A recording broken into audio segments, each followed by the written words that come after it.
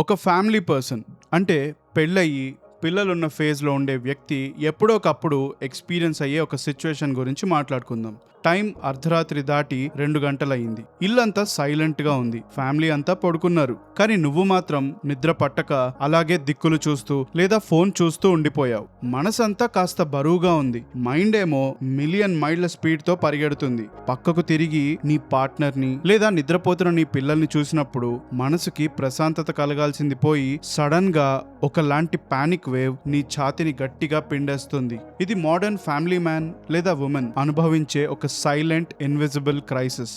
ఇక్కడ నీకు physical comforts తక్కువ కాలేదు, మనసు లోపల మెంటల్ నాయిస్ ఎక్కువైంది. ఆ టైంలో నువ్వు యూనివర్సల్ కాస్మిక్ సీక్రెట్స్ గురించో నీ కాన్షియస్నెస్ గురించో ఆలోచించట్లేదు. నువ్వు చాలా brutal and exhausting mental maths చేస్తున్నావు. అంటే వచ్చే నెల కట్టాల్సిన ఈఎంఐస్ లెక్క పెడుతున్నావు. రీసెంట్ గా ఆఫీస్ లో జరిగిన కార్పొరేట్ రీస్ట్రక్చరింగ్ అనౌన్స్మెంట్ తర్వాత నీ జాబ్ సెక్యూరిటీ ఏంటా అని భయపడుతున్నావు. వచ్చే టర్మ్ కి పిల్లల స్కూల్ ఫీజులు కట్టగలమా అని కంగారు పడుతున్నావు. లేదా ఏజ్ అయిపోయిన నీ పేరెంట్స్ మెడికల్ చెకప్స్ గురించి ఆలోచిస్తున్నావు. నీ మైండ్ ఒక చెడిపోయిన స్ప్రెడ్ షీట్ లా మారిపోయింది. 50 ఏళ్ల ఫ్యూచర్ ని ఇప్పుడే ప్రొజెక్ట్ చేస్తూ ఇంకా అసలేమీ జరగని ప్రాబ్లమ్స్ కి ఇప్పుడే సెక్యూరిటీ వార్నింగ్స్ ని మోగించేస్తుంది. ఇది అసలు ప్రాబ్లమ్ సాల్వింగే కాదు. ఎందుకంటే ప్రాబ్లమ్ సాల్వింగ్ కి ఒక ఎండ్ పాయింట్ ఉంటుంది. అది ఒక యాక్షన్ ప్లాన్ వైపు తీసుకువెళ్తుంది. కానీ ఇక్కడ ఒక cynical and destructive over thinking జరుగుతుంది. అంటే ఒక లూప్ అన్నమాట. ఇందులో నీ మైండ్ ఒక వర్స్ట్ కేస్ సినారియోని చూపిస్తుంది. నువ్వు పానిక్ అవుతావు, దాన్ని మైండ్లోనే ఫిక్స్ చేయడానికి ట్రై చేస్తావు. ఆ ప్రాసెస్లో ఇంకో 3 ఇమాజినరీ ప్రాబ్లమ్స్ని క్రియేట్ చేసుకుంటావు. చివరికి పూర్తిగా ప్యారలైజ్ అయిపోతావు. నువ్వు లైఫ్లో ముందుకు వెళ్ళాలనుకుంటావు, కానీ ఈ అనాలిసిస్ పెరాలిసిస్తో పూర్తిగా ఉన్న చోటే ఇరుక్కుపోతావు. చాలా మందికి భగవద్గీత గురించి ఆలోచించగానే పెద్ద పెద్ద రథాలు, దివ్యాస్త్రాలతో కూడిన పురాతన ఎపిక్ సెట్టింగ్ గుర్తొస్తుంది. కానీ ఆ విజువల్స్ కాసేపు పక్కన పెట్టి ఆ ఏన్షియంట్ క్యాన్వస్ ని డైరెక్ట్ గా నీ ప్రెజెంట్ లైఫ్ లోకి తీసుకురా. నీ ఆఫీస్ క్యూబికల్, నీ కిచెన్ టేబుల్, నువ్వు డైలీ ఫేస్ చేసే హెవీ ట్రాఫిక్, ఇదే నీ కురుక్షేత్రం, ఇదే నీ యుద్ధ భూమి. ఇక్కడ విల్లు, ఖడ్గాలు, అస్త్రాలు, వీటికి బదులుగా నువ్వు emails, presentations, performance appraisals and monthly budgets, వీటితో యుద్ధం చేస్తున్నావు. భగవద్గీత అనేది కేవలం సంసారాన్ని వదిలేసి ఫ్యామిలీని విడిచిపెట్టి హిమాలయాల్లో ఏదో ఒక ప్రశాంతమైన గుహలో కూర్చునే వాళ్ల కోసమే అనే ఒక పెద్ద అపోహ మొదట్లో చాలా మందికి ఉండేది. కానీ కొంతమంది ఆధ్యాత్మిక గురువుల వల్ల ఆ అపోహ క్లియర్ అయ్యింది. అయినా కూడా కొంతమంది ఇలాంటి స్పిరిచువల్ బుక్స్ ని చూసి నెల నెల కరెంట్ బిల్స్ కట్టాల్సిన మనలాంటి వాళ్లకు ఇవి సెట్ కావు అని అనుకుంటారు. కానీ రియాలిటీ పూర్తిగా వేరు. భగవద్గీత ప్రత్యేకంగా చెప్పబడింది ఎవరికంటే చాలా మెస్సీగా, కాంప్లికేటెడ్గా ఉన్న రియల్ వరల్డ్ కాన్ఫ్లిక్ట్ మధ్యలో నిలబడిన ఒక ఫ్యామిలీ పర్సన్ కోసం. ఇక్కడ జెండర్ బయాస్ ఏమీ లేదు. అది ఆడ, మగ ఎవరికైనా వర్తిస్తుంది. అయితే ఈ భగవద్గీత ఏదో ప్రశాంతమైన ఆశ్రమంలో చెప్పలేదు. యుద్ధానికి రెడీగా ఉన్న 2 భారీ సైన్యాల మధ్య నిలబడి చెప్పారు. భగవద్గీత మొదలైనప్పుడు అర్జునుడేమి ఒక పర్ఫెక్ట్ సూపర్ హీరోలా ప్రవర్తించలేదు. అతను ఒక భారీ emotional and mental break down కి గురయ్యాడు. అతని చేతులు వణికిపోతున్నాయి, మైండ్ అంతా తిరుగుతోంది, బాడీ మొత్తం మండిపోతుంది. తన డెసిషన్స్ వల్ల రాబోయే కాన్సిక్వెన్సెస్ ని చూసి ఇది మన వల్ల కాదు అని తన ఆయుధాన్ని కింద పడేశాడు. అతను ఫ్యూచర్ ని ఊహించుకొని ఒక డజన్ భయంకరమైన అవుట్కమ్స్ ని క్రియేట్ చేసుకుని తన డ్యూటీ చేయడం కంటే ఏమీ చేయకుండా ఉండటమే సేఫ్ అని డిసైడ్ అయ్యాడు. ఈ రోజు మనం ఎలా అయితే ఓవర్ థింక్ చేస్తున్నామో ఆ రోజు అర్జునుడు కూడా అలాగే చేశాడు. దాన్నే మనం గృహస్థుడు అంటే ఒక ఫ్యామిలీ పర్సన్స్ డైలమా అంటాం. అది ఎలాంటి పెయిన్ఫుల్ అండ్ సైలెంట్ పానిక్ అంటే నీ బిల్స్ అండ్ రెస్పాన్సిబిలిటీస్ కున్న ఎండ్లెస్ వెయిట్ ని చూసి పూర్తిగా ఊపిరాడనట్టు అనిపిస్తుంది. ఒక బ్యాగ్ సర్దుకొని ఫోన్ స్విచ్ ఆఫ్ చేసి వీటన్నిటికీ దూరంగా ఎక్కడికైనా పారిపోదామా అనిపించేట్టు చేస్తుంది. కానీ అదే టైంలో నీ మీద డిపెండ్ అయిన వాళ్లకు నువ్వు సరిగ్గా పని చెయ్యలేకపోతున్నావేమో, చేస్తున్న వాటిల్లో ఫెయిల్ అవుతున్నావేమో అనే ఒక విపరీతమైన గిల్ట్ నిన్ను ప్యారలైజ్ చేస్తుంది. నువ్వు ఎస్కేప్ అవ్వాలనే కోరికకు అండ్ ఫెయిల్యూర్ అనే భయానికి మధ్య ఇరుక్కుపోతావు.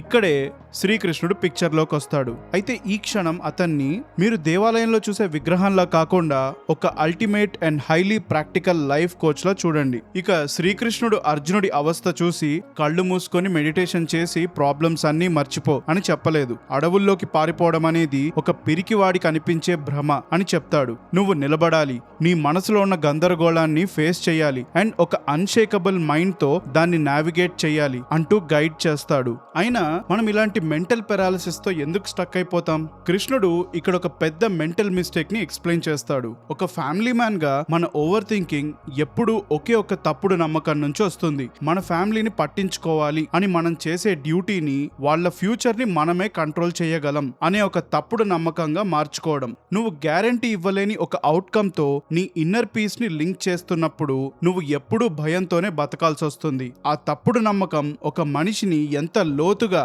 మెంటలీ ప్యారలైజ్ చేయగలదో చూపించడానికి మీకు దేవర కథ తెలియాలి అని అన్నట్టుగా శ్రీమద్ భాగవతంలో ఉన్న చిత్రకేతు మహారాజు కథ తెలియాలి. చిత్రకేతు ఒక పవర్ఫుల్ కింగ్. అతని దగ్గర అపారమైన సంపద ఉంది. కానీ తనకొక కొడుకు లేడనే ఒకే ఒక్క ఆలోచనతోనే మిగతా పనులేవి పట్టించుకోకుండా తన రోజులన్నీ అలా వృధా చేస్తుండేవాడు. చివరికి అంగిరస అనే గొప్ప మహర్షి తన స్పిరిచువల్ పవర్స్ తో ఆ రాజుకి ఒక కొడుకు పుట్టేలా వరమిచ్చాడు. కానీ దాంతో పాటు ఒక క్లియర్ వార్నింగ్ కూడా ఇచ్చాడు. నీ కొడుకు వల్ల నీకు విపరీతమైన సంతోషం ఉంటుంది, కానీ అంతే లోతైన బాధ కూడా వస్తుంది అని అన్నాడు. కానీ ఆ రాజు అదేది పట్టించుకోలేదు. అతను ఆ పిల్లాడికి పూర్తిగా అటాచ్ అయిపోయి అతన్ని సేఫ్ గా చూసుకోవడమే తన లైఫ్ అనుకున్నాడు. కొన్నేళ్ల తర్వాత అసూయతో ఉన్న సవతి తల్లులు ఆ పిల్లాడికి సీక్రెట్ గా విషం పెట్టి చంపేశారు. చిత్రకేతుడి ప్రపంచం మొత్తం ఒకటేసారి కొలాప్స్ అయిపోయింది. రాజుగా తన బాధ్యతలు వదిలేసి ఒకే బాధలో పూర్తిగా మునిగిపోయాడు.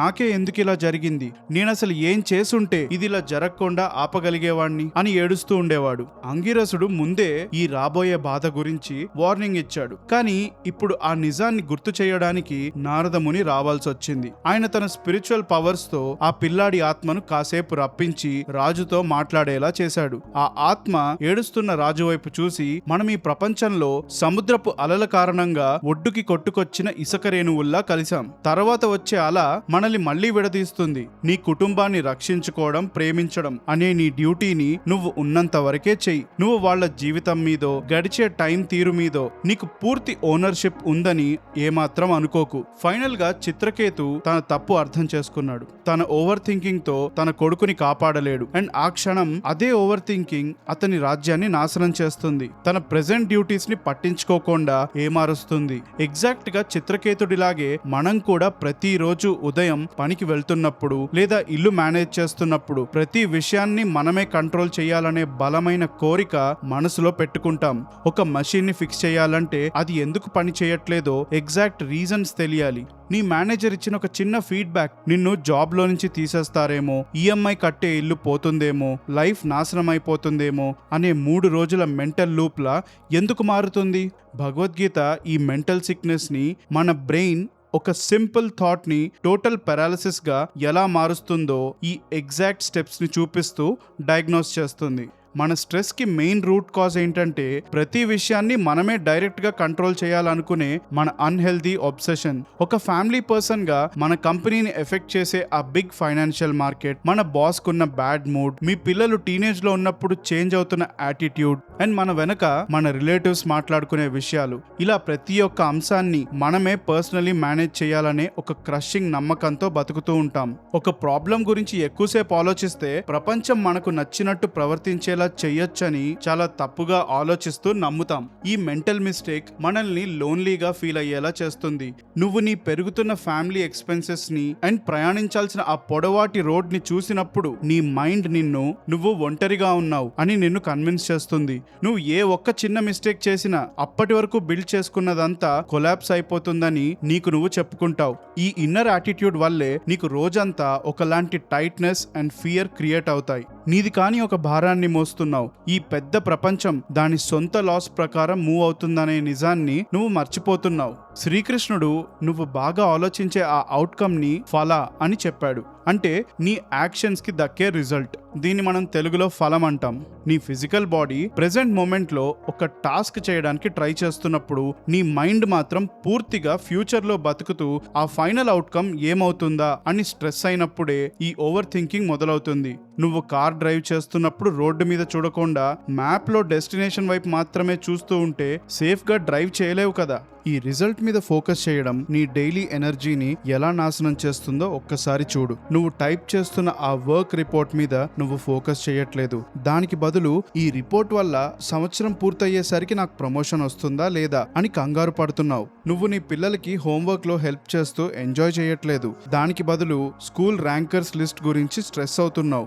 సోషల్ మీడియాలో నీ ఫ్రెండ్స్ పెట్టే ఆ half truth and so called perfect photos ని చూసి నీ నార్మల్ లైఫ్ ని వాళ్లతో కంటిన్యూస్ గా కంపేర్ చేసుకుంటున్నావు. నీ ఎనర్జీ స్ప్లిట్ అయిపోతుంది. ఇలా స్ప్లిట్ అయిన ఎనర్జీ వల్ల poor results and maximum stress మాత్రమే వస్తాయి. నీ మైండ్ ఎప్పుడైతే ఇలా కంటిన్యూస్ గా ఫ్యూచర్ లోకి జంప్ అవుతుందో అదొక డీప్ మెంటల్ టైర్డ్నెస్ కి దారితీస్తుంది. దీన్నే రాజసిక అలసట అని అనొచ్చు. Restlessness, constant speed and non stop mental యాక్టివిటీకి మూలం ఈ రజోగుణమే. నీ బ్రెయిన్ రోజంతా వర్స్ట్ కేస్ సినారియోస్ గురించి ఎండ్లెస్ క్యాల్కులేషన్స్ రన్ చేయడంలోనే బిజీగా ఉంటే నీ ట్రూ థింకింగ్ పవర్ అంటే నీ బుద్ధి పూర్తిగా డ్రైన్ అయిపోతుంది. నువ్వు ఇంటికొచ్చేసరికి నీ లోపల ఎలాంటి పేషెన్స్ మిగలదు. ఒక సింపుల్ డిన్నర్ ని ఎంజాయ్ చేయడానికి కూడా ఓపికండదు. నీ శరీరం టేబుల్ దగ్గరే కూర్చుంటుంది, కానీ మైండ్ ఎక్కడో దూరంగా ఇంకా ప్రాబ్లమ్స్ తో యుద్ధం చేస్తూనే ఉంటుంది. కరెక్ట్ గా ఇక్కడే భగవద్గీత ఈ ట్రాప్ ని బ్రేక్ చేస్తుంది. ఫెయిల్యూర్ అనే భయానికి ఎదురుదాడిగా ఒక సాలిడ్ కవచం లాంటి మాస్టర్ ఫార్ములాని కృష్ణుడు అర్జునుడికిస్తాడు. భగవద్గీత మొత్తంలోనే the most famous and helpful శ్లోకం అది. కర్మణ్యే వాధికారస్తే మా ఫలేషు కదాచన మా కర్మ ఫలహేతుర్ భూర్మాతే సంగోస్త్వ కర్మణి. మన ఛానల్లో ఎన్నో వీడియోస్ లో ఈ మాట ఇంతకు ముందే చెప్పాను. ఎలాంటి సిచ్యువేషన్ అయినా ఎన్నిసార్లైనా ఈ శ్లోకం మనకు ఉపయోగపడుతూనే ఉంటుంది. దాన్ని బట్టి మన లైఫ్ కి ఆ శ్లోకంలో ఉన్న ఇన్ఫర్మేషన్ ఎంత మ్యాండేటరీ అని అక్కడే అర్థం చేసుకోండి. అర్థం తెలియని వారికి ఒకసారి మళ్ళీ చెప్తాను. నీ పని నువ్వు చేయడం వరకే నీకు పూర్తి రైట్స్ ఉంటాయి, కానీ దానివల్ల వచ్చే ఆ ఫైనల్ రిజల్ట్స్ మీద నీకు ఎలాంటి కంట్రోల్ లేదు. సింపుల్ గా చెప్పాలంటే నీ ఇన్పుట్ మీద, అది నీ హార్డ్ వర్క్, నీ కైండ్ వర్డ్స్ అండ్ నీ డైలీ పేషెన్స్, వీటి మీద నీకు 100% కంట్రోల్ ఉంది. కానీ అల్టిమేట్ అవుట్పుట్, ఎగ్జాంపుల్ కి సడన్ గా జరిగే job lay off, stock market crash అవ్వడం లేదా ఒక అన్ఎక్స్పెక్టెడ్ మెడికల్ ఎమర్జెన్సీ, వీటిపై నీకు ఉండే కంట్రోల్ 0%. ఈ రియలైజేషన్ తో వచ్చే ఆ హ్యూజ్ రిలీఫ్ గురించి ఒక్కసారి ఆలోచించు. ఆ ఫైనల్ అవుట్కమ్ అసలు నీ చేతుల్లోనే లేదు అని నువ్వు పూర్తిగా యాక్సెప్ట్ చేసినప్పుడు ఫ్యూచర్ ని ఫిక్స్ చేయడానికి నువ్వు నీ వాల్యుబుల్ మెంటల్ ఎనర్జీని వృధా చేయడం ఆపేస్తావు. నీ బ్రెయిన్ లో ఉన్న మెంటల్ ఫాగ్ అంతా ఇన్స్టెంట్ గా క్లియర్ అయిపోతుంది. దాంతో నీ కళ్ళ ముందున్న జాబ్ మీద పూర్తి పవర్ తో ఫోకస్ పెట్టగలుగుతావు. నువ్వు ఎప్పుడైతే నీ ఎఫర్ట్ అండ్ ఫైనల్ రిజల్ట్స్ కి మధ్య ఒక క్లియర్ లైన్ గీస్తావో నీ మైండ్ లో ఉండే ఆ రిపిటేటివ్ లూప్స్ అక్కడికక్కడే ఆగిపోతాయి. అవుట్కమ్స్ మీద నీకున్న అబ్సెషన్ ని వదిలేసినప్పుడు నీ లైఫ్ లో ఎలాంటి లోతైన మనశ్శాంతి కలుగుతుందో అర్థం చేసుకోవడానికి శ్రీమద్ భాగవతంలో ఉన్న పింగళ అనే స్త్రీ కథ సాయం చేస్తుంది. పింగళ ఒక నగరంలో నివసిస్తూ ధనవంతులైన క్లయింట్స్ కోసం వెయిట్ చేస్తూ తన జీవితాన్ని కొనసాగిస్తున్న ఒక వేశ్య. ప్రతి సాయంత్రం ఆమె బాగా తయారయ్యి నగలు పెట్టుకొని తన ఇంటి తలుపు దగ్గర నిలబడి ఎవరో ఒకరు అటువైపు నడుచుకుంటూ వచ్చి తనకు డబ్బులు ఇస్తారని ఎదురు చూసేది. ఆమె మైండ్ ఎప్పుడు ఆ స్ట్రెస్ఫుల్ క్యాల్కులేషన్స్ తో నిండిపోయేది. ఆ డబ్బున్నవాడు నా ఇంటి వైపు వస్తున్నాడా, ఈ రాత్రి నాకెంతిస్తాడు, అది నా తిండికి నా ఇంటి అద్దెకు సరిపోతుందా, ఇలాంటి ప్రశ్నలు ఆమె మనసులో తిరిగేవి. అయితే ఒక రాత్రి ఆమె గుమ్మం దగ్గరే గంటల తరబడి నిలబడింది. దూరం నుండి ఒక నీడ కనిపించినప్పుడల్లా ఆమె గుండె ఎక్సైట్మెంట్ తో కొట్టుకునేది. తీరా ఆ వ్యక్తి పక్కన నుంచి వెళ్లిపోగానే నిరాశ చెందేది. అర్ధరాత్రి అయ్యేసరికి ఆమె కాళ్లు నొప్పులు పుట్టాయి. ఆమె బ్రెయిన్ పూర్తిగా ఎగ్జాస్ట్ అయిపోయింది అండ్ మనసు కోపం బాధలతో నిండిపోయింది. పింగళ ఒక మెంటల్ ప్రిజన్ లో బతుకుతుంది, ఎందుకంటే ఆవిడ సంతోషం పూర్తిగా వేరే వాళ్ళు తీసుకునే చాయిసెస్ మీద డిపెండ్ అయి ఉంది. సడన్ గా ఒక రోజు ఆ గుమ్మం మీదే ఆమె ఒక క్లియర్ అండ్ పవర్ఫుల్ థాట్ వచ్చింది. ఆమె తనను తాను చూసుకొని ఇలా అనుకుంది, నేను అసలు ఎంత వెర్రిదాన్ని, నా ఆలోచనతో వాళ్ళ అడుగులు మారవు, ఇది కేవలం నా మనశ్శాంతిని మాత్రమే నాశనం చేస్తుంది. ఆ క్లారిటీ వచ్చిన మరుక్షణమే పింగళ ఆ రిజల్ట్ మీదున్న అబ్సెషన్ ని వదిలేసి ఒక నిర్ణయం తీసుకుంది. ఆ గుమ్మం నుంచి లోపలికొచ్చి ముఖం మీదున్న మేకప్ అంతా తీసేసి శాంతపడిన మనసుతో హాయిగా నిద్రపోయింది. అయితే ఈ కథ ఏం చెప్తుందంటే రిజల్ట్ ని ఎక్స్పెక్ట్ చేయడం ఆపేయాలని ఆమె తీసుకున్న నిర్ణయమే ఆమెకు ఒక ఊహించనంత ఇన్నర్ జాయ్ ఇచ్చింది. ఈ సంఘటన మనకు ఒక గొప్ప పాఠాన్ని నేర్పుతుంది. ప్రపంచం నుంచి ఏదో ఒకటి ఆశించడమే అన్నిటికంటే పెద్ద బాధకు కారణం. అండ్ ఈ ఎక్స్పెక్టేషన్స్ ని వదిలేయడమే ప్రశాంతత వెనకున్న అసలైన కారణం. ఓవర్ థింకింగ్ అంటే లైఫ్ అనే గుమ్మం మీద నిలబడి నీ బాస్ నుంచో లేదా నీ బ్యాంక్ అకౌంట్ నుంచో ఏదో ఒక అప్రైజల్ లేదా వాలిడేషన్ కోసం ఎదురు చూడడం లాంటిది. నువ్వు లోపల లోపలికి అడుగుపెట్టి రిజల్ట్స్ అనే తలుపు మూసేసి నీ సొంత యాక్షన్స్ మీద క్లియర్ గా ఫోకస్ పెట్టినప్పుడే అసలైన మనశ్శాంతి దొరుకుతుంది. ఇదంతా విన్నాక నీ మైండ్ లో మళ్ళీ ఒక వాయిస్ నీతో గొడవ పడుతుంది కదా. దానికి 2 కారణాలు ఉండొచ్చు. ఒకటి, వేశ్యని ఎగ్జాంపుల్ గా చెప్పడం ఏంటి, అసలు ఇది ఎంతవరకు రైట్? ఇక్కడే కాస్త మన బుద్ధిని ఉపయోగించాలని భాగవతం ఒక క్లూ ఇస్తుంది. మానసికంగా శారీరకంగా చితికిపోయి మరొక దారి లేక తన శరీరాన్ని ఉపయోగించుకొని డబ్బు సంపాదించే ఒక వేశ్య తన ఓవర్ థింకింగ్ ని మానుకోగలిగిందంటే డబ్బు సంపాదించడానికి ఎన్నో దారులుండి ఎన్నో పనులు చేయగలిగే తెలివితేటలుండి సాధారణ వ్యక్తుల మధ్య ఉండే మనం ఎందుకని ఆ ఓవర్ థింకింగ్ ని ఆపుకోలేం అని ప్రశ్నించుకోమంటుంది. 2, పింగళ వేశ్య కాబట్టి ఆవిడ సింపుల్ గా ఇంటి తలుపు మూసుకొని నిద్రపోయింది. కానీ నేను నా ఆఫీస్ జాబ్ ని, నా బ్యాంక్ లోన్స్ ని లేదా నా డైలీ రెస్పాన్సిబిలిటీస్ ని వదిలేసి నేను ఎక్కడికి వెళ్ళగలను? అది సాధ్యం కాదు కదా. నేను ఒక టెరిబుల్ ట్రాఫిక్ జామ్ లో ఇరుక్కుపోయినప్పుడు లేదా కోపంలో ఉన్న ఒక కస్టమర్ ని డీల్ చేస్తున్నప్పుడు నా మైండ్ నన్ను తినేయకుండా ఎలా ఆపాలి? ఒక సాధారణ వర్క్ డే లో ఉన్న హార్ష్ రియాలిటీని ఫేస్ చేయలేనప్పుడు ఎంత గొప్ప ఫిలాసఫీ అయినా పూర్తిగా వృధా. ఇలాంటి ప్రశ్నలన్నీ మనసులో తడుతున్నాయి కదా. అర్జునుడు కూడా శ్రీకృష్ణుణ్ణి ఇదే ప్రాక్టికల్ క్వశ్చన్ అడిగాడు. అతను ఏమన్నాడంటే, కృష్ణ, ఈ మైండ్ చాలా రెస్ట్లెస్, వైల్డ్, పవర్ఫుల్ అండ్ మొండిది. నా ఆలోచనలు కంట్రోల్ చేయాలనుకోవడం అంటే బయటకు వెళ్లి గాలిని నా ఖాళీ చేతులతో పట్టుకోవాలని చూడటం లాంటిది. అయితే కృష్ణుడు ఈ మాటలు విని అర్జునుడు అన్నది తప్పని చెప్పలేదు అండ్ ఆ స్ట్రగుల్ ని తక్కువ చేయలేదు. ఆయన ఒక వైల్డ్ మైండ్ ని మేనేజ్ చేయడానికి చాలా రియలిస్టిక్ 2-part టూల్ కిట్ ఇచ్చాడు. అభ్యాసం అండ్ వైరాగ్యం. ఇందులో నంబర్ 1 అభ్యాసం అంటే ప్రాక్టీస్. దీనికి ఒక సింపుల్ మోడర్న్ మీనింగ్ ని వాడుకుందాం. నీ డైలీ లైఫ్ లో అభ్యాసం అంటే నీ మైండ్ ఎటో తిరుగుతున్నప్పుడు దాన్ని గమనించి జెంటిల్ గా మళ్ళీ ప్రెసెంట్ మూమెంట్ లోకి లాక్కొచ్చే ఒక సింపుల్ యాక్ట్. నువ్వు కార్ డ్రైవ్ చేస్తున్నప్పుడు నీ బ్రెయిన్ నీ సేవింగ్స్ అన్ని లాస్ అయిపోతాయేమో అని భయపెట్టే ఒక స్టోరీని బిల్డ్ చేయడం మొదలు పెట్టగానే అదే మైండ్ ఏం చేస్తుందో ఒక్కసారి గమనించు.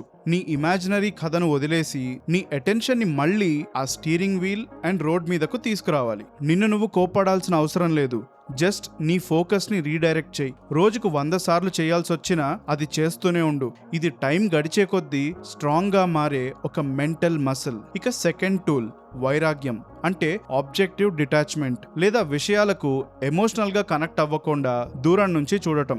నీ స్ట్రెస్ఫుల్ ఓవర్ థింకింగ్ థాట్స్ ని కరెక్ట్ గా నీ ఈమెయిల్ ఇన్బాక్స్ లో పడే స్పామ్ ఈమెయిల్స్ లా చూడు. సపోజ్ నీ ఇన్బాక్స్ లోకి ఏదైనా అడ్వర్టైజ్మెంట్ ఈమెయిల్ పడి నీకు ప్రైజ్ వచ్చిందనో లేదా నీ అకౌంట్ బ్లాక్ అయిందనో ఒక మెసేజ్ వస్తే నువ్వు పానిక్ అవ్వవు కదా.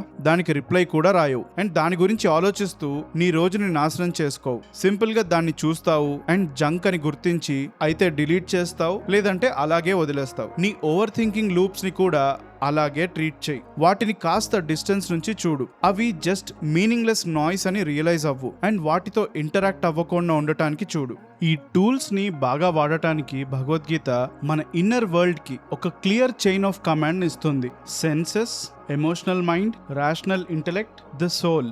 నీ ఇంద్రియాలు అంటే ఫిజికల్ సెన్సెస్ ఎప్పుడు ఇమీడియట్ కంఫర్ట్ లేదా ఒక హాయిని కోరుకుని హార్డ్ వర్క్ నుంచి ఎస్కేప్ అవ్వాలనుకుంటాయి. నీ ఎమోషనల్ మైండ్ చాలా త్వరగా పానిక్ అవుతుంది. ఒక సడన్ ఫియర్, పాత మిస్టేక్స్, జ్ఞాపకాలు అండ్ రేపటి గురించి పడే కంగారుతో ఒక తుఫాన్ క్రియేట్ చేస్తుంది. నువ్వు ఎప్పుడైతే నీ ఎమోషనల్ మైండ్ ని నీ లైఫ్ అనే వెహికల్ లో ఉన్న డ్రైవర్ సీట్ లో కూర్చోపెడతావో అండ్ నీ బుద్ధి అంటే ఇంటెలెక్ట్ ని ఉపయోగించి ఆ పానిక్ సాకులు వెతికేలా ఫోర్స్ చేస్తావో అప్పుడే ఓవర్ థింకింగ్ జరుగుతుంది. భగవద్గీత ఏం చెప్తుందంటే నీ మైండ్ ఖచ్చితంగా నీ బుద్ధి అంటే నీ రేషనల్ హయ్యర్ ఇంటెలిజెన్స్ ద్వారానే నీ యాక్షన్స్ ని కంట్రోల్ చేయాలి. నువ్వు ఎప్పుడైతే నీ బుద్ధిని వాడవో నీ ఎమోషనల్ మైండ్ పూర్తి కంట్రోల్ ని తీసుకుంటుంది. దాంతో మంచి నిర్ణయాలు తీసుకునే నీ ఎబిలిటీ పూర్తిగా నాశనమైపోతుంది. మన ఎమోషన్స్ కి మన జీవితాన్ని నడిపే అవకాశం ఇస్తే జరిగే రియల్ డేంజర్ ఏంటో మనకు ఒకసారి చూపించడానికి శ్రీమద్ భాగవతం పురంజనుడనే రాజు కథను ఎగ్జాంపుల్ గా చెప్తుంది. పురంజనుడు తానుండటానికి ఒక పర్ఫెక్ట్ ప్లేస్ ఉండాలని దాన్ని వెతుకుతూ అన్ని చోట్లకు ప్రయాణించాడు. చివరికి అతను 9 ద్వారాలు, పెద్ద పెద్ద గోడలతో ప్రొటెక్ట్ చేయబడిన ఒక అందమైన నగరాన్ని కనుక్కున్నాడు. అందులో అతను పురంజని అనే ఒక అందమైన అమ్మాయిని కలుస్తాడు. ఆ తర్వాత ఆమెతో ప్రేమలో పడి పెళ్లి చేసుకుని చివరికి ఆ అమ్మాయి తీసుకున్న ప్రతి నిర్ణయం తన నిర్ణయంగా చేసుకుని తన ఎంటైర్ డైలీ స్కెడ్యూల్ ని ఆమెకు అప్పగించేశాడు. అయితే ఈ కథలో ఆ 9 ద్వారాలున్న నగరం అంటే మన హ్యూమన్ బాడీ, మన కళ్ళు, చెవులు, నోరు అండ్ మిగతావన్నీ కలిపి 9 ఓపెనింగ్స్. పురంజనుడంటే మన ఆత్మ అండ్ అండ్ అతని భార్య పురంజని అంటే మన ఎమోషనల్ మైండ్. 100 ఏళ్ల పాటు పురంజనుడు పూర్తిగా తన భార్య మూడ్ స్వింగ్స్ బట్టే బతికాడు. అంటే ఆమె హ్యాపీగా ఉంటే ఇతను నవ్వేవాడు, అదే ఆవిడ పానిక్ అయితే ఇతను డీప్ యాంగ్జైటీలోకి వెళ్లిపోయేవాడు. ఆ సిటీకి ఉన్న ఫిజికల్ వాల్స్ ని బయట శత్రువుల నుండి ఎలా కాపాడుకోవాలనే ఆలోచనతో ప్రతి క్షణం కంగారు పడుతూ ఆలోచిస్తూ తన కంఫర్ట్ పోతుందేమో అనే భయంతో ప్యారలైజ్ అయ్యాడు. అతని బుద్ధి అంతా ఈ ఎమోషనల్ ఓవర్ థింకింగ్ తో గుడ్డిదైపోవడం వల్ల కాలానికి సింబల్ అయిన చండవేగుడనే సేనాధిపతి నాయకత్వంలో ఎదురొచ్చిన సైన్యం రాకను అతను గమనించుకోలేకపోయాడు. ముసలితనం ఆ నగరం మీద దాడి చేసింది. దానితో ఆ 9 ద్వారాలు విరిగిపోవడం మొదలయ్యాయి. అండ్ పురంజనుడు తను వదిలేసి వెళ్తున్న ప్రతి దాని గురించి ఏడుస్తూ భయంగా తన ఇంటి నుండి ఆ సైనికులు ఈడ్చుకు వెళ్లే స్థితికి చేరుకున్నాడు. అంటే ఆత్మ ఆ శరీరాన్ని విడిచిపెట్టి వెళ్లిపోయింది. మనం కూడా పురంజనుడిలానే బతుకుతూ మన ఎమోషనల్ మైండ్ కి మన డైలీ స్కెడ్యూల్ కంట్రోల్ అంతా ఇచ్చేసి మన లుక్స్, స్టేటస్, ఏజ్ ఇలా ఏవో ఒకటి చేజారిపోతాయనో లేదా చేస్తున్న పనిలో సడన్ చేంజెస్ వస్తాయనో ఎప్పుడూ పానిక్ లోనే బతికేస్తాం. ఒక ఫ్యామిలీ పర్సన్ కి నిజమైన స్ట్రెంగ్త్ ఎప్పుడు వస్తుందంటే ఆ హయ్యర్ ఇంటెలిజెన్స్ గట్టిగా రంగంలోకి దిగి పానిక్ అవుతున్న మైండ్ తో మన కళ్ళ ఎదుట నిజమైన ప్రాబ్లమ్స్ వచ్చినప్పుడు చూసుకుందాం.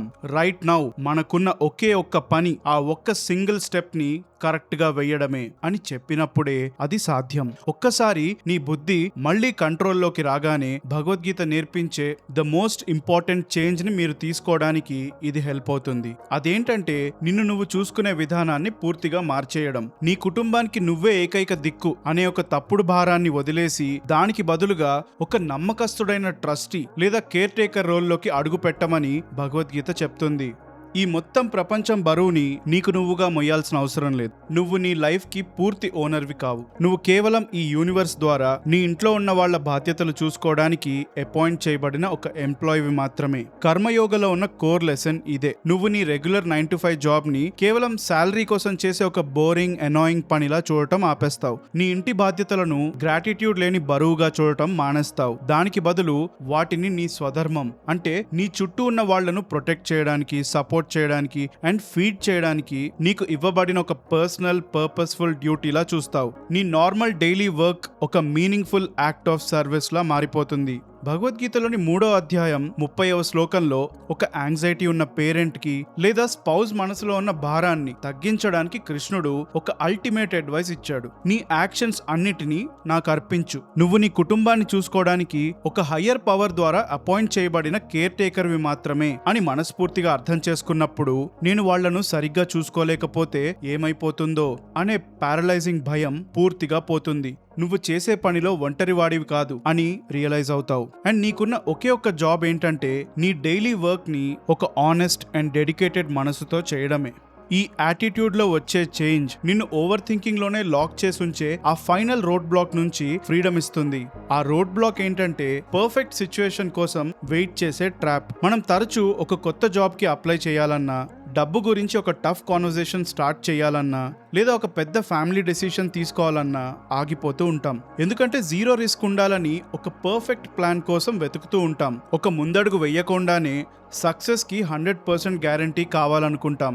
శ్రీకృష్ణుడు ఇదే కర్మయోగ చాప్టర్లో 8వ శ్లోకంలో పనులు వాయిదా వేసే ఈ అలవాటుని పూర్తిగా నాశనం చేస్తాడు. ఆయన ఏం చెప్తాడంటే ఏమీ చేయకుండా ఉండటం కంటే ఏదో ఒక యాక్షన్ తీసుకోవడం ఎప్పుడూ చాలా బెటర్. అండ్ నీ సొంత డ్యూటీని నువ్వు కాస్త అటు ఇటు అయినా లేదా ఇంపర్ఫెక్ట్ గా చేసినా సరే అది ఏమీ చేయకుండా ఉండటం కంటే లేదా వేరే వాళ్ళ లైఫ్ ని కాపీ కొట్టడానికి ట్రై చేయడం కంటే ఎంతో శ్రేయస్కరం. ఒక పర్ఫెక్ట్ రిస్క్ ఫ్రీ మూమెంట్ కోసం వెయిట్ చేయడం అనేది భయం చెప్పే ఒక సాకు మాత్రమే. ఒక చిన్న ఇంపర్ఫెక్ట్ స్టెప్ అయినా సరే ముందుకు వెయ్యడమే ఆ మెంటల్ పారాలిసిస్ లూప్ ని బ్రేక్ చేసే ఒకే ఒక్క నిజమైన మార్గం. ఎప్పటికీ ఉండిపోయే మనశ్శాంతిని కనుక్కోవడానికి నీకు ఒక costly beach holiday, trekking trip లేదా వారం రోజుల పాటు ఫోన్ కి బ్రేక్ ఇవ్వాల్సిన అవసరం లేదు. చుట్టూ ఉన్న ప్రపంచం కంప్లీట్ గా సైలెంట్ అయినప్పుడే నువ్వు కామ్ గా ఫీల్ అవుతావు అని అనుకుంటే ఆ మనశ్శాంతి ఫేక్. అది చాలా వీక్ అండ్ కంప్లీట్ గా నీ చుట్టూ ఉన్న పరిసరాల మీద డిపెండ్ అయి ఉంటుంది. గీతలో నేర్పించే నిజమైన మనశ్శాంతి ఎక్కడుంటుందంటే ఒక చిందరవందరగా ఉండే లివింగ్ రూమ్ మధ్యలోనో లేదా చేసే పనిలో హై స్ట్రెస్ ఉన్న ఒక మీటింగ్ లోనో ఉండాలి. అది నీ డ్యూటీస్ తో నీకున్న ఆ ఇంటర్నల్ రిలేషన్షిప్ ని చేంజ్ చేసుకోవడం వల్ల వస్తుంది, అంతేకాని బయట లొకేషన్ ని చేంజ్ చేయడం వల్ల రాదు. నువ్వు గనక నీ ఇన్నర్ థాట్స్ మీద ఒక ఫర్మ్ గ్రిప్ ఉంచుకోకపోతే నీ మైండ్ చాలా చిన్న చిన్న విషయాలకు కూడా అటాచ్ అయిపోయి అబ్సల్యూట్లీ ఏమీ లేని చోట కూడా పెద్ద ఎత్తులో కంగారు పడే లూప్స్ ని తయారు చేస్తుంది. ఈ ట్రాప్ మనల్ని ఎంత ఈజీగా క్యాచ్ చేయగలదో చూడటానికి శ్రీమద్ భాగవతంలోని భరత చక్రవర్తి జీవితంలో ఏం జరిగిందో తెలుసుకోవాలి. భరతుడు ఒక అద్భుతమైన చక్రవర్తి. అతను ఈ ప్రపంచం అంతటిని ఎలాంటి యాంగ్జైటీ లేకుండా చాలా వివేకంతో పాలించాడు. ఎన్నో ఏళ్లు అలా పరిపాలించిన తరువాత అతను తన రాజ్యాన్ని తన కొడుకులకిచ్చేసి తపస్సు చేసుకోవడానికి అడవికి వెళ్లి ప్రశాంతంగా బతికాడు. అయితే ఒకరోజు ఏమైందంటే, వేగంగా ప్రవహిస్తున్న ఒక నదిలో అప్పుడే పుట్టిన ఒక జింకపిల్ల నిస్సహాయంగా కొట్టుమిట్టాడుతున్న స్థితిలో కనిపించింది. దాన్ని అతను కాపాడాడు. కాలం గడిచే కొద్దీ భరతుడికి ఆ జింకపిల్ల మీద ఉన్న కరుణ కాస్త డీప్ ఓవర్ థింకింగ్ గా మారిపోయింది.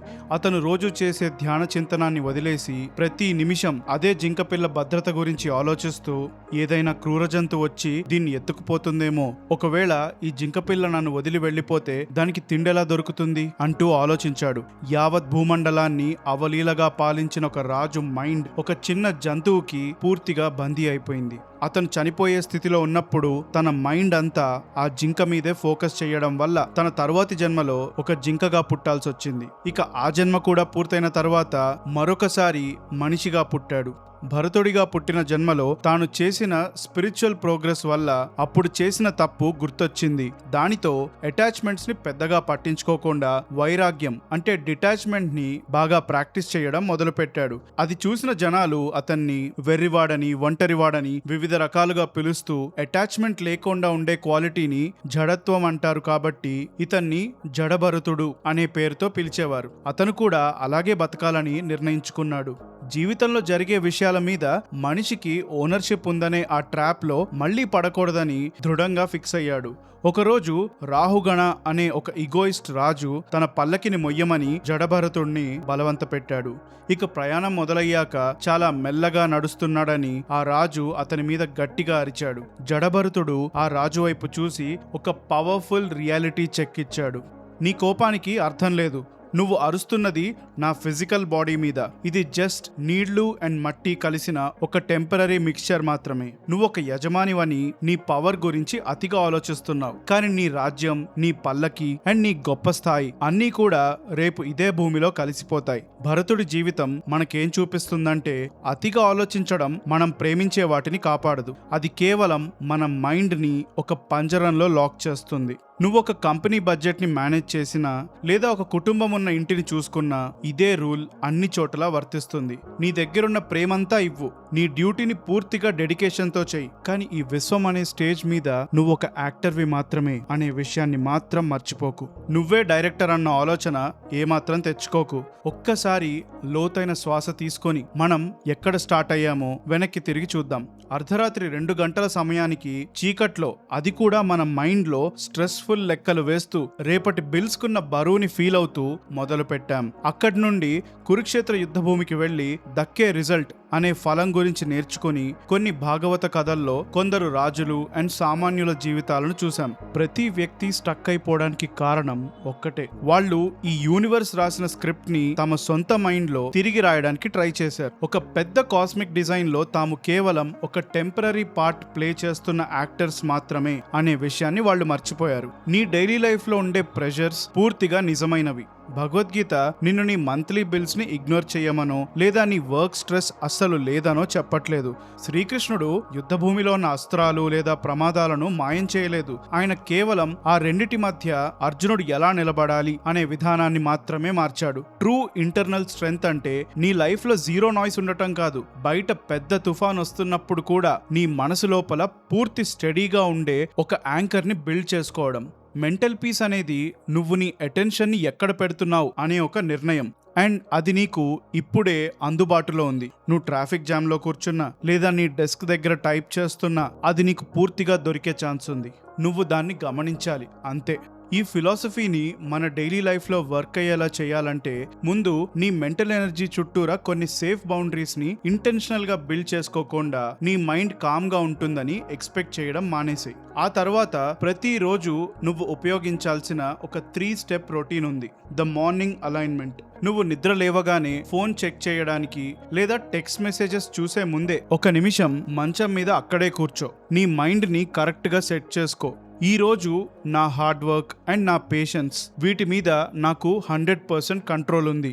ఇంట్లో లేదా వర్క్లో ఉండే పరిస్థితులు లేదా ఇతర వ్యక్తుల మూడ్స్ వీటి మీద నాకు 0% కంట్రోల్ ఉంది. నేను కేవలం నా బెస్ట్ ఇవ్వడం మీద ఫోకస్ పెడతాను. ఫైనల్ రిజల్ట్స్ని ఆ విశ్వానికి వదిలేస్తాను అని గట్టిగా మనసులో అనుకో. Mid day pause. మధ్యాహ్న సమయంలో, అంటే మేబీ 2 గంటలు కావచ్చు, అది మీ సిచ్యువేషన్ బట్టి ఉంటుంది. చాలా బిజీగా ఉన్నప్పుడు అండ్ నీ మైండ్ వర్క్ డెడ్ లైన్స్ లేదా డబ్బు గురించి స్ట్రెస్ ఇచ్చే ఒక లూప్ లోకి వెళ్తున్నప్పుడు నీ డెస్క్ దగ్గరే ఒక 60 సెకండ్స్ బ్రేక్ తీసుకో. అభ్యాసం టెక్నిక్ ని వాడుకుని ఆ ఇమాజినరీ ఫ్యూచర్ గురించి నువ్వు పడే కంగారు నుండి బలవంతంగా బయటకొచ్చి నీ యాంకర్ ని కరెక్ట్ గా నువ్వు ఇప్పుడు చేస్తున్న ఫిజికల్ టాస్క్ మీద డ్రాప్ చేయి. The evening offering. నువ్వు నీ పని పూర్తి చేసుకుని ఇంట్లోకి అడుగు పెట్టే ఆ ఒక్క క్షణం ముందు నీ జాబ్ నుండి ఒక మెంటల్ లాగ్ ఆఫ్ చేయి. అంటే నీ work anxieties and performance stress వీటిని పనిగట్టుకుని కరెక్ట్ గా ఆ గుమ్మం ముందే డ్రాప్ చేసేయి. నీ ఇంట్లోకి అడుగు పెట్టేది కంఫర్ట్ కోసం చూసే అలసిపోయిన ఒక యాంగ్రీ ఎంప్లాయ్ కాదు, నీ ఫ్యామిలీని ప్రేమించడానికి అండ్ వాళ్ళ అవసరాలు చూసుకోవడానికి రెడీగా ఉన్న ఒక కామ్ కేర్ టేకర్. ఆ వ్యక్తి మాత్రమే అడుగు పెట్టాలి. ఇక ఆఖరిగా ఆ రిజల్ట్స్ మీద ఉన్న అబ్సెషన్ పూర్తిగా వదిలేసుకో. అండ్ నువ్వు రోజు పెట్టే ఎఫర్ట్ ఉంది కదా, దాని క్వాలిటీని పూర్తిగా ప్రేమించు. ఇక మిగతా ప్రపంచ భారాన్ని మొత్తం నువ్వు నీ భుజాల మీద మొయ్యాల్సిన అవసరం లేదు. నీ ఎదురుగా ఉన్న ఆ ఒక్క సింగిల్ లాజికల్ స్టెప్ దాన్ని వెయ్యడం మాత్రమే. ఈ దారిని మనస్ఫూర్తిగా నమ్ము. నువ్వు ఆనెస్ట్ గా చేసే పనేంటో అది చెయ్యి. గట్టిగా నిలబడు. నీ యాక్షన్స్ పై మాత్రమే పూర్తి ఫోకస్ చెయ్యి. మిగతాది విశ్వానికి వదిలేసాయి. అండ్ ఇదొక అలవాటుగా చేసుకుని ముందుకు సాగిపోతూ ఉండు. సో ఇక్కడి దాకా చూసారంటే ఈ కంటెంట్ మీకు ఎంతో కొంత హెల్ప్ అవుతుందనే అనుకుంటున్నాను. చివరి వరకు విన్నందుకు thank you and I will see you out on the battlefield. నేను మీ లైఫోరామా. తిరిగి కలుస్తూనే ఉందాం.